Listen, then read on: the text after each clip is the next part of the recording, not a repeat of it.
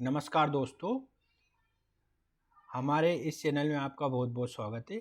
आज हम 11 नवंबर के करंट अफेयर्स के बारे में जानेंगे। तो स्टार्ट करते हैं आज का वीडियो। आज की मुख्य खबरें क्या क्या है। 2+2 डायलॉग भारत और अमेरिका के बीच में हाल ही में संपन्न हुआ है। अंतर्राष्ट्रीय क्रिकेट परिषद ICC ने श्रीलंका क्रिकेट को तत्काल प्रभाव से सस्पेंड कर दिया है। महुआ मोइत्रा जो केस चल रहा है उसके बारे में। डिजिटल विज्ञापन नीति भारत सरकार ने लागू की है 2023 की, उसके बारे में जानेंगे। और ज्वालामुखी विस्फोट के बाद जापान को एक नया द्वीप मिला है, उसके बारे में हम जानेंगे। तो फ्रेंड, स्टार्ट करते हैं टुडेस डिस्कशन। 2+2 डायलॉग।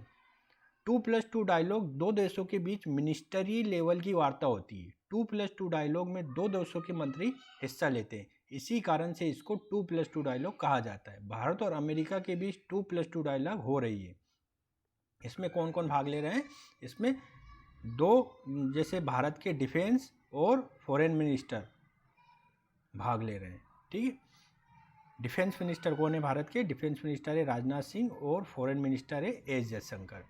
अमेरिका रक्षा मंत्री लॉयड ऑस्टिन ने कहा है कि भारत और अमेरिका रक्षा औद्योगिकी सहयोग के तहत लड़ाकू वाहनों का सह उत्पादन करेंगे। ऑस्टिन दिल्ली में 2+2 रक्षा और विदेश मंत्री स्तरीय विचार विमर्श के बाद कुछ संवाददाताओं से बातचीत कर रहे थे। अमेरिकी प्रतिनिधिमंडल में ऑस्टिन के अलावा विदेश मंत्री एंटनी ब्लिंकन भी शामिल थे। भारतीय पक्ष का नेतृत्व विदेश मंत्री एस जयशंकर और रक्षा मंत्री राजनाथ सिंह ने किया। ऑस्टिन ने कहा, हम बख्तरबंद वाहन के सह उत्पादन के लिए मिलकर काम कर रहे हैं और ये बेहद अहम है। उन्होंने एक सवाल के जवाब में कहा कि चीन से बढ़ती सुरक्षा चुनौतियों सहित विभिन्न मुद्दों पर बैठक के दौरान चर्चा हुई। उन्होंने यह भी कहा कि अमेरिका भारत संबंध सिर्फ चीन की ओर से मिली चुनौतियों पर ही आधारित नहीं है, बल्कि ये दोनों देशों के साझा मूल्यों पर भी आधारित है। भारत और चीन के संबंध, उन्होंने ये कहा कि केवल क्वाड तक सीमित नहीं। क्वाड क्या होता है? क्वाड एक क्वाड्रिलेटरल एक समूह है जिसमें कौन है? USA है, जापान है,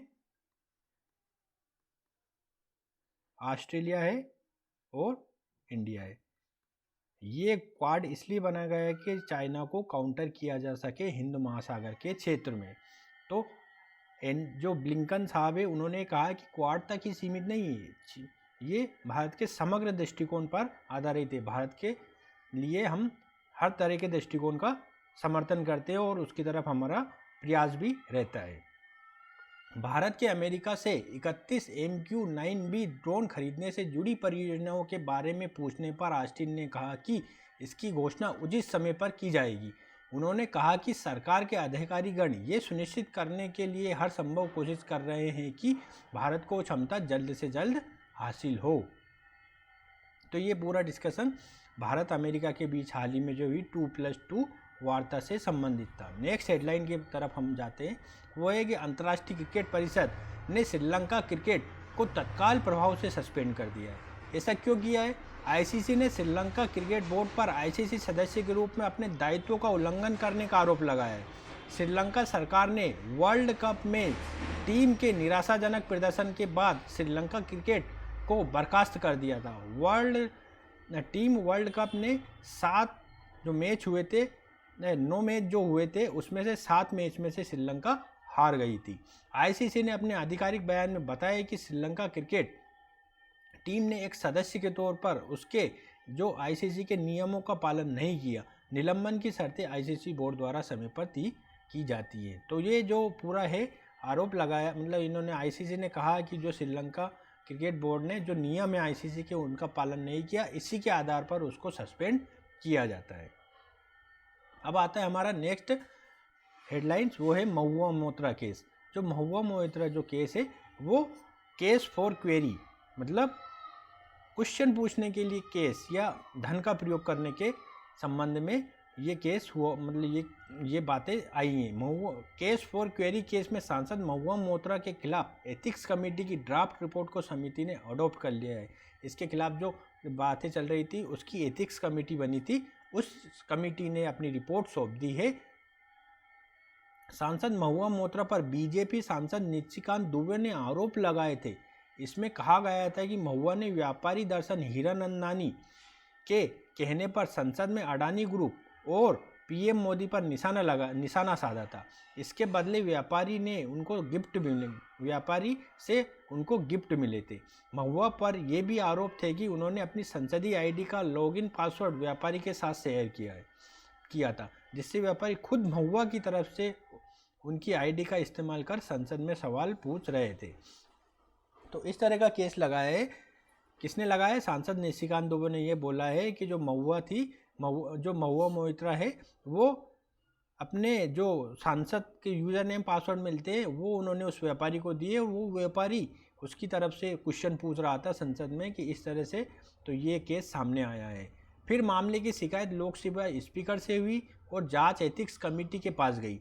इस बीच बीजेपी सांसद निशिकांत दुबे ने दावा किया था कि अब इस मामले की जांच लोकपाल ने सीबीआई को सौंप दी है। हालांकि लोकपाल की तरफ से इस पर कुछ भी नहीं कहा गया है। बता दें कि दुबे ने 21 अक्टूबर को भ्रष्टाचार विरोधी लोकपाल के पास महुआ की शिकायत की थी। उन पर संसद में सवाल पूछने के बदले घूस लेने का आरोप लगाया गया है। दुबे का कहना है कि महुआ ने देश की सुरक्षा के साथ खिलवाड़ किया है। तो ये पूरा महुआ मोइत्रा जो केस चल रहा है, जो केस फॉर क्वेरी के बारे में चल रहा है, ये पूरा इस बारे में अभी फाइनल डिसीजन नहीं आया है कि महुआ मोइत्रा की संसदीय सदस्यता बनी रहेगी या बर्खास्त हो जाएगी। ठीक है, नेक्स्ट हमारा है डिजिटल विज्ञापन नीति। हाल ही में भारत सरकार ने 2023 की अपनी डिजिटल विज्ञापन नीति को मंजूरी दी है। ये नीति वेबसाइटों, OTT और पॉडकास्ट जैसे डिजिटल प्लेटफॉर्म पर लागू होगी।